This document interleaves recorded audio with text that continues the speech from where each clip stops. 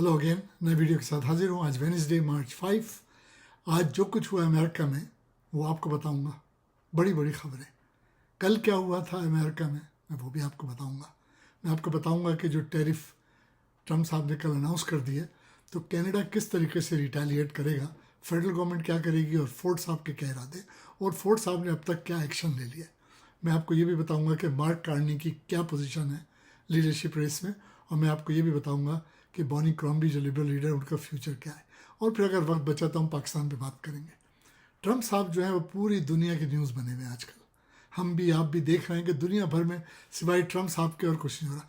मैं तो ये हैरान हूँ कि 78 ईयर्स ओल्ड आदमी, उसके पास कितनी एनर्जी है। पता नहीं उस एज को जब हम और आप पहुँचेंगे तो हमारे पास इतनी एनर्जी होगी भी कि नहीं। कि ट्रम्प साहब 1 घंटा 39 मिनट्स स्पीच देते जॉइंट कांग्रेस मीटिंग में। 1 घंटा 39 मिनट्स, जो अमेरिका का एक रिकॉर्ड है। आज तक किसी प्रेसिडेंट ने इतनी लंबी तकरीर नहीं की। इससे पहले क्लिंटन साहब ने 1 घंटा 20 मिनट की थी, लेकिन दोनों की एजेस में बड़ा फ़र्क था। एनर्जी जो होती है ना, एनर्जी लेवल एज के साथ होता है। तो ट्रम्प साहब ने बड़ी लंबी तकरीर की और उन्होंने वही बैशिंग बाइडन एडमिनिस्ट्रेशन की, और उन्होंने यही कहा कि हम अमेरिका को फिर से इसके पाँव पे खड़ा कर देंगे, इसको लंगड़ा लूड़ा कर दिया। मैं पैराफ्रेजिंग कर रहा हूँ, बेसिकली उनके अल्फाज यही थे। अब ट्रम्प साहब ने जो टीम बनाई है वो भी बड़ी टफ है। अगर आप वो देखें, एलन मस्क को उन्होंने लिया है कि जो फेडरल ढांचा जो है फेडरल गवर्नमेंट का, उसको श्रंक करेगा। बिजनेसमैन है, उसकी तारीफ़ें कर रहे हैं वो। अब एलन मस्क तो इलेक्टेड भी नहीं है, उसको आपने इतनी बड़ी पोजीशन दी। लेकिन बहरहाल ये ट्रम्प साहब का फैसला है। ट्रम्प साहब के दूसरे फैसले भी जो हैं, जो भी उन्होंने अपॉइंट किए लोगों को, वो भी ज़रा डिफरेंट है। अजीब व गरीब तो नहीं कहूँगा, ज़रा डिफरेंट है।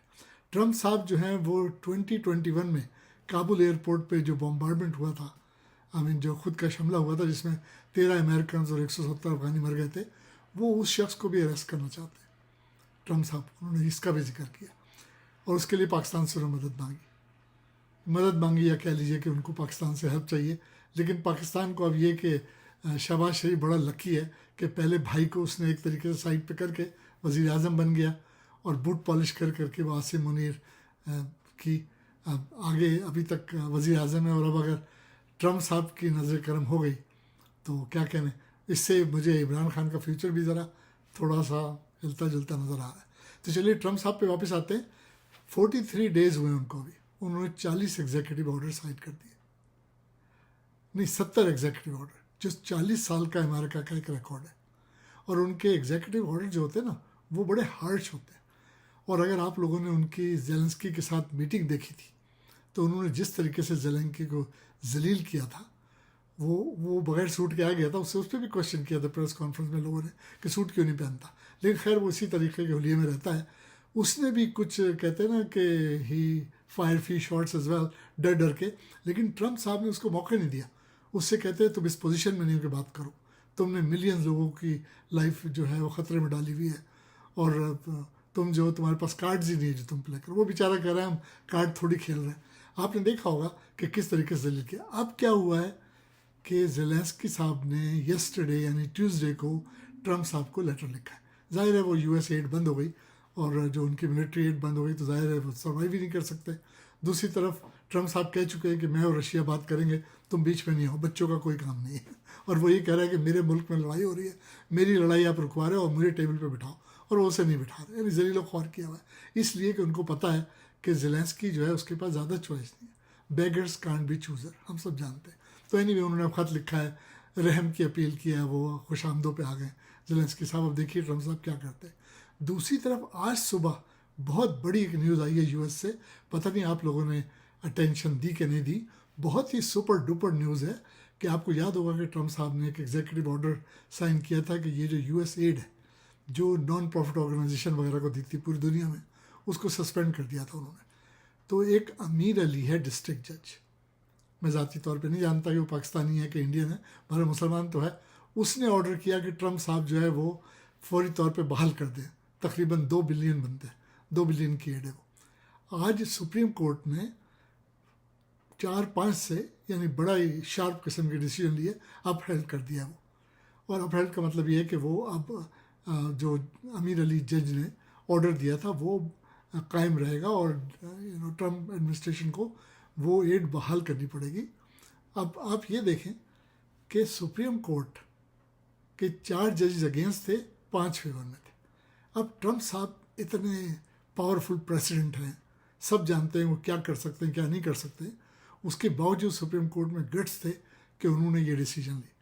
اس کے مقابلے میں اگر آپ پاکستان میں دیکھیں تو وہ جو سپریم کورٹ کا ہمارا ٹٹو جج ہے آفریدی، یا اس سے پہلے جو جج تھا قاضی، یہ سب بکے ہوئے جج تھے، کمپرومائز ججز تھے. حکومت کے فیصلے آج بھی وہی ہو رہا ہے عمران خان کے ساتھ، اسی لیے ظلم ہو رہا ہے کہ انصاف نہیں مل رہا. اور عمران خان کی فائٹ ہی یہ ہے کہ بھائی انصاف دلایا جائے. اچھا، دوسری جانب اگر ہم انٹیریو کی بات کریں تو فورڈ صاحب نے بہت ہی کہنا چاہیے کہ کوئک ایکشن لے لیا ہے. یعنی کل ٹیرف اناؤنس ہوئی، آج انہوں نے ایل سی بی او سے آرڈر کیا، ایل سی بی او کو، کہ تمام امریکن پروڈکٹس کو ریموو کر دیا جائے، بوس کو یعنی کہ.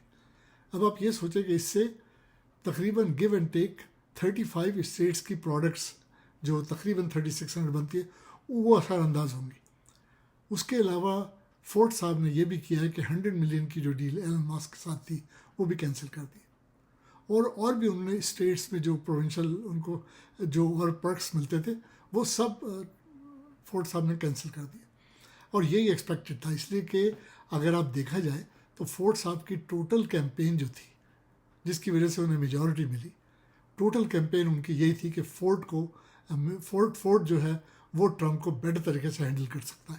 یہ ٹیرف کا معاملہ ہے کیونکہ یہ معمولی بات نہیں ہے، 25% ٹیرف معمولی بات نہیں ہے. حالانکہ کینیڈا ریٹیلیٹ کرے گا اور امریکہ کی 34 اسٹیٹس ہیں جو کینیڈا سے چیزیں لیتی ہیں، اس پہ بھی اثر پڑے گا، کنزیومر پرائزنگ پہ بھی اثر پڑے گا اس ٹیرف کا. اور ٹروڈو صاحب نے کہا نا کہ it's a very bad decision on Trump's part, لیکن ٹرمپ صاحب یہ کہتے ہیں کہ I will make America rich again. وہ یہ کہتے ہیں کہ مجھے لوگوں نے الیکٹ اسی لیے کیا کہ میں امریکہ کو فکس کر دوں. فکس مینس جو اس کی ڈیفیشنسیز کریٹ کیے ہیں ان کے پروڈیوسرز نے، یعنی بیسیکلی بائیڈن صاحب نے، اس کو فکس کروں. اور وہ بہت ہی تیزی سے کام کر رہے ہیں ٹرمپ صاحب. 43 ڈیز میں انہوں نے 70 آرڈر سائن کر دیے. تو اب فورڈ صاحب نے یہ فیڈرل گورنمنٹ کو بھی یہ کہا ہے ٹروڈو صاحب کو کہ انٹیریو جو ہے وہ ڈالر ٹو ڈالر ریٹیلیٹ کرے گا. ادھر ٹرمپ صاحب نے چائنا کی جو ٹیرف ہے وہ بھی ڈبل کر دی ہے، 10% سے انہوں نے 20%. چائنا نے بھی اعلان کیا ہے کہ بھائی اسٹریٹ وار میں ہم تو وی ول لیو نو اسٹون انٹرن. تو میکسیکو بھی یہی کہہ رہا ہے. تو یہ سب جو ہے امریکہ کے خلاف صف آرا ہو رہا ہے. اب دیکھیں امریکہ جو ہے نا وہ سب جانتے ہیں کہ دنیا کی سپر پاور ہے. اس نے تو ورلڈ آرڈر ایشو کیا تھا جارج بش نے، کوئی وجہ ہوگی نا. یعنی اگر ٹرمپ صاحب یہ سب کچھ کر رہے ہیں تو اس کا وجہ یہ ہے کہ وہ جانتے ہیں کہ کون کیا کر سکتا ہے. جیسے انہوں نے زیلنسکی کو کہا تھا نا، you don't have cards, you are not in a position. تو ان کو یہ پتہ ہے کون کس پوزیشن میں. ان کو یہ پتہ ہے کہ کینیڈا جس کو وہ اپنی 51 اسٹیٹ بنانا چاہتے ہیں، کیا پدی کا شوربہ. وہ تو یہ تک کہہ چکے ہیں کہ ہمیں نہ چائنا سے کچھ لینا چاہیے، نہ ہمیں میکسیکو سے کچھ لینا ہے، نہ ہمیں کینیڈا سے لینا ہے. ہم ان کے بغیر بھی سروائیو کریں گے، ہمارے پاس ریسورسز ہیں. یقیناً ان کے پاس کوئی پلان ہوگا. حالانکہ بہت سے لوگ جو ہیں پرٹیکولرلی جو اپوزیشن پارٹی کے جو لوگ ہیں وہ تو ٹرمپ صاحب کی کسی پالیسی سے ایگری نہیں کر رہے. اور ابھی جو جوائنٹ میٹنگ ہوئی تھی کانگریس کی، اگر آپ نے واچ کی ہے تو آپ نے دیکھا ہوگا جو ایل گرین ہے اس کو کک آؤٹ کر دیا تھا سارجنٹ کو بلا کے اسپیکر نے، کیونکہ بار بار انٹرپٹ کر رہا تھا ان کی اسپیچ کو. اور بیسیکلی جسے پاکستان میں کہتے ہیں نعرے بازی. یہ شخص وہی ہے جس نے فرسٹ ٹرم میں ٹرمپ صاحب کی امپیچمنٹ میں رول پلے کیا تھا. جاتے جاتے وہ اس دفعہ بھی کہہ گیا ہے کہ میں امپیچمنٹ کے ڈاکیومنٹس بنا رہا ہوں، میں پھر امپیچمنٹ کروں گا. لیکن بیچارہ ایل گرین یہ بھول رہا ہے کہ اس وقت جو ہے نا حالات ڈفرینٹ ہے. ٹرمپ صاحب جو ہیں ان کی پارٹی جو ہے وہ دونوں ہاؤس ان کے ٹوٹل کنٹرول میں، ان کی میجورٹی ہے. تو امپیچمنٹ تو سوال ہی پیدا نہیں ہوتا. آپ پریزنٹ کر سکتے ہیں، ٹرائی کر سکتے ہیں، لیکن ہونا کچھ نہیں. یہ ایسا ہی ہے جیسے وہ ہماری مووی اسٹار، میں تو اس کو مووی اسٹار دوست کہتا ہوں، روبی ڈھالا پرائم منسٹر کے لیے کھڑی ہو گئی ہے، جوک آف دا ڈے. تو لائک وائز کچھ بھی آپ کر لیں وہ تو میجورٹی میں. اسی لیے ٹرمپ اس ہارش قسم کے ڈیسیجن آرڈرز لے رہا ہے. اگر ہم مارک کارنی صاحب کی بات کریں تو میں ہمیشہ سے کہتا ہوں، اور اب دیکھیے الحمدللہ اب تک جو میں نے کہا وہ ٹھیک ہو رہا ہے. میں نے کہا تھا کہ فورڈ کی میجورٹی آ جائے گی لیکن کچھ سیٹیں لوز کریں گے. آپ نے دیکھا کہ پی سی نے سیٹیں لوز کی، جو این ڈی پی اور لبرل نے گین کی. لبرل آفیشیل پارٹی بن گئی 14 سیٹوں کے ساتھ دوبارہ سے. اور اب سوال یہ ہے کہ جو لبرل لیڈر ہے بونی کرومبی، اس کا کیا ہوگا. دیکھیں اس کو ویسے تو کوکس نے کہہ دیا کہ ہمیں تم پہ بھروسہ ہے، لیکن یہ میں بتا دوں ٹیمپرری فیس ہے. اس کی وجہ یہ ہے کہ بونی کرامبی کے پاس کوئی سیٹ نہیں ہے, اور سیٹ نہیں ہونے کی وجہ سے نہ وہ کوئی کویشچن کر سکتی ہے ہاؤس میں, نہ وہ کوئی بل پریزنٹ کر سکتی ہے, وہ بیسیکلی آبزرور ہوگی. تو ایسے لیڈر کون چاہتا ہے؟ تو ارلیئر اور later I am pretty sure کہ میں سمجھتا ہوں کریڈیبل اور ڈگنیفائڈ چیز یہ ہوگی کہ وہ ریزائن کر دے اور نیا لیڈر لبرل اونٹاریو لے کر آ جائے. کارنی صاحب جیت جائیں گے 9 مارچ کو. میں اب جو نیکسٹ ویلاگ کروں گا میں آپ کو بتاؤں گا کہ کارنی صاحب کیوں جیتے.